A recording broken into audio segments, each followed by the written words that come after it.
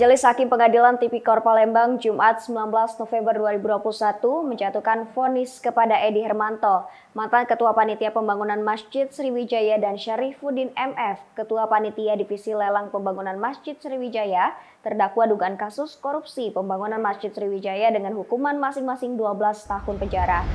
Ketua Majelis Hakim Sahlan Effendi dalam sidang agenda putusan di PN Tipikor Palembang mengatakan, kedua terdakwa Edi Hermanto dan Syarifuddin terbukti melakukan perbuatan pidana korupsi dan melanggar pasal 2 ayat 1 Undang-Undang Pemberantasan Korupsi melanggar pasal 12B karena menerima gratifikasi dalam dugaan kasus korupsi pembangunan Masjid Sriwijaya.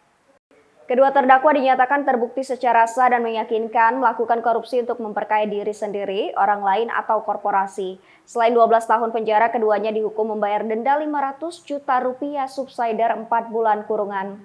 Sebelumnya, 4 terdakwa kasus korupsi Masjid Sriwijaya Palembang, Sumatera Selatan menjalani sidang tuntutan. Keempat terdakwa dituntut 19 tahun penjara, keempatnya adalah Edi Hermanto, mantan Ketua Umum Pembangunan Masjid Sriwijaya, Syarifuddin MF, Ketua Divisi Lelang Pembangunan Masjid Sriwijaya, Dwi Kridayani, pihak swasta, dan Yudi Arminto, pihak swasta.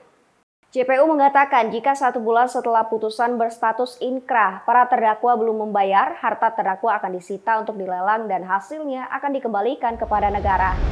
Masih dalam tuntutan JPU, terdakwa Edi Hermanto wajib membayar 684 juta rupiah, Syarifuddin membayar 1 miliar rupiah, Dwi Kridayani harus membayar 2,5 miliar rupiah, dan Yudi Arminto membayar 22,5 miliar rupiah.